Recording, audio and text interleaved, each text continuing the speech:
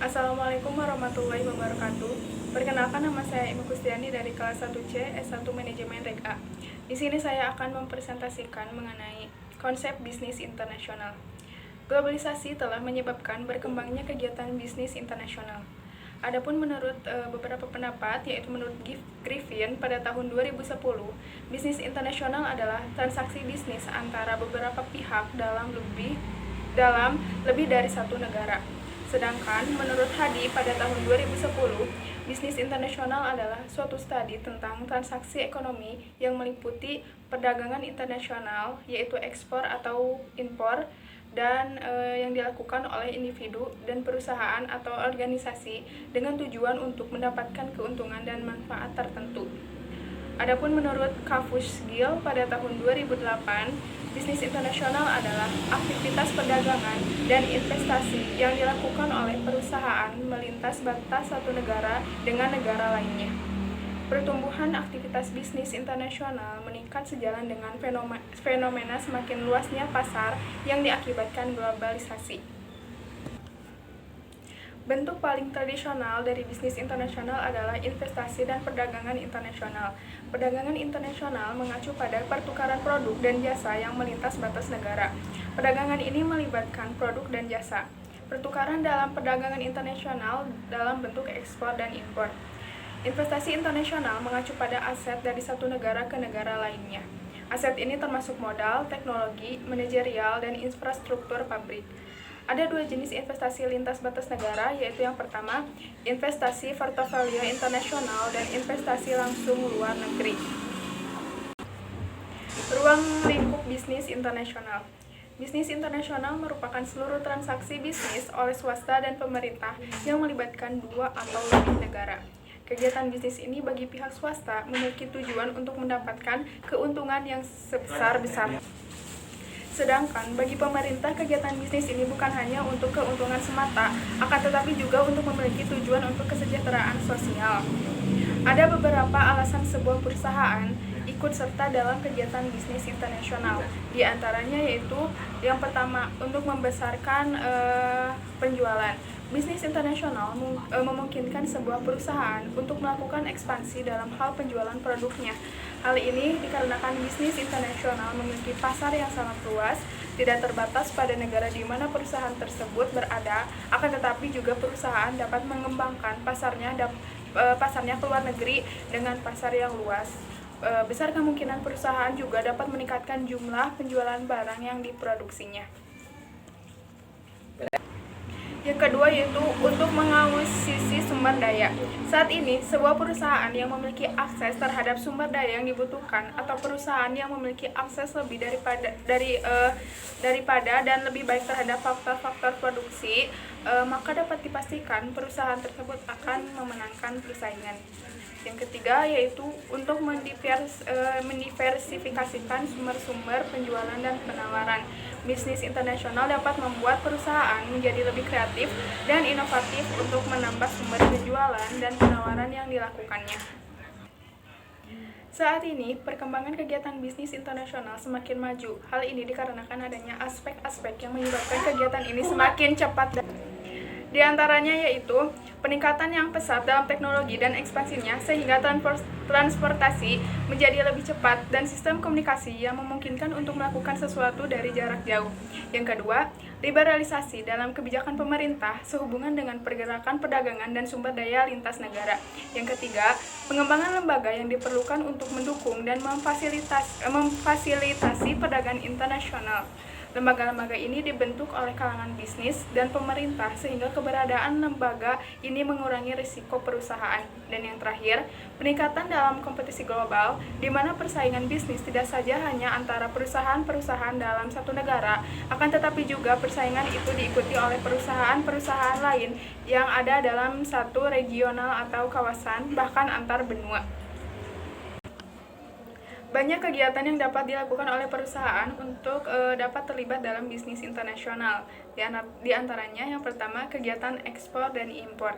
Kegiatan ekspor dan impor ini merupakan kunci transaksi ekonomi suatu negara. Apabila dalam neraca suatu negara, kegiatan ekspor lebih tinggi daripada kegiatan impor, maka dapat dipastikan negara itu menjadi negara yang maju dengan pendapatan yang besar. Sedangkan apabila sebaliknya, di mana kegiatan impor lebih tinggi dari ekspor, maka negara tersebut dapat dikatakan laju pertumbuhan ekonominya tidak maju. Yang kedua, kegiatan investasi. Investasi adalah sebuah kegiatan di mana perusahaan menanamkan modalnya. Investasi ini bisa dalam bentuk investasi langsung luar negeri, di mana perusahaan menginvestasikan modalnya dalam bentuk fisik di negara tujuan. Cara lain dari investasi adalah dengan cara berinvestasi di pasar modal, di mana perusahaan yang terlibat dalam bisnis internasional membeli saham atau melakukan akuisisi. Globalisasi dan pasar global. Globalisasi adalah proses integrasi internasional yang terjadi karena pertukaran pandangan dunia, produk, pemikiran, dan aspek-aspek kebudayaan lainnya. Menurut Hill, pada tahun 2014, globalisasi merujuk pada perubahan kepada ekonomi dunia yang terintegrasi dan saling bergantung. Globalisasi memiliki beberapa aspek, yaitu globalisasi pasar dan globalisasi produksi. Aktivitas bisnis internasional. Aktivitas bisnis internasional dimulai dari adanya perdagangan antar negara. Hal ini terjadi karena tidak ada satupun negara di dunia yang dapat memenuhi seluruh kebutuhan hidup rakyatnya sendiri. Apabila kita tarik lebih jauh ke belakang, maka sebetulnya aktivitas bisnis internasional sudah dilakukan sejak zaman kerajaan, di mana pada masa itu terjadi aktivitas perdagangan antar kerajaan yang satu dengan kerajaan yang lainnya. Bukan hanya dalam satu benua, akan tetapi antar benua. Saat ini, kegiatan perdagangan antar negara tersebut seringkali dinamakan dengan ekspor-impor. Ekspor dalam arti menjual produk dalam negeri ke luar negeri, sedangkan impor membeli barang luar negeri untuk dipakai di dalam negeri. Adapun aktivitas bisnis internasional diantaranya, yang pertama ada ekspor, menjual produk-produk yang dibuat di dalam negeri untuk dijual kembali ke negara-negara lain. Yang kedua impor adalah membeli produk-produk yang dibuat negara-negara lain untuk digunakan atau dijual kembali di dalam negeri. Yang ketiga, lisensi adalah kesepakatan kontrak di mana suatu perusahaan di suatu negara memberikan lisensi penggunaan hak kekayaan intelektual seperti paten, merek dagang, nama merek, hak cipta atau rahasia dagang. Yang keempat, warabala. Warabala adalah suatu bentuk khusus lisensi terjadi apabila suatu perusahaan di suatu negara memberikan wewenang kepada suatu perusahaan di negara kedua. Dan yang kelima ada kontrak manajemen. Kontrak manajemen adalah kesepakatan di mana suatu perusahaan di suatu negara setuju dengan mengoperasikan fasilitas atau memberikan jasa manajemen lainnya kepada perusahaan di negara lain dengan mendapatkan imbalan yang telah disepakati. Perusahaan multinasional. Aktivitas bisnis internasional tentunya melibatkan berbagai macam pihak, baik itu perorangan maupun sebuah entitas bisnis atau perusahaan. Pihak-pihak tersebut diantaranya yang pertama ada kelompok eksportir. Di dalam kelompok eksportir itu ada produsen, confirming house, pedagang, agen, dan trading house. Kedua, kelompok importir. Di dalam kelompok importir ada pengusaha, upstream importir terbatas, importir umum, dan sale agent importer. Kelompok promosi. Ada kantor cabang produsen, kantor perwakilan kamar dagang dan industri di dalam dan luar negeri, misi hibah perdagangan, dan badan pengembangan ekspor nasional. Kelompok pendukung.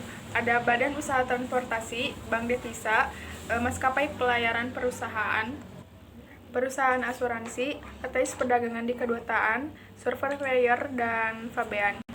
Dari materi di atas dapat disimpulkan bahwa bisnis internasional berkembang karena adanya globalisasi. Teknologi terutama teknologi informasi berkembang dengan pesat, sehingga arus globalisasi pun sulit untuk dihadang. Dan hasilnya adalah seperti sekarang ini, ketika setiap negara tidak memiliki batasan yang jelas selain dari bentang alam. Dengan semakin menyatunya dunia, maka bisnis pun semakin berkembang. Hal ini dikarenakan tidak ada sebuah negara pun di dunia ini yang dapat memenuhi kebutuhan masyarakatnya sendiri. Dengan semakin berkembangnya bisnis internasional, maka terjadi pula pemerataan kemakmuran di antara negara-negara di dunia. Mungkin sekian presentasi dari saya. Mohon maaf apabila ada kesalahan. Wassalamualaikum warahmatullahi wabarakatuh.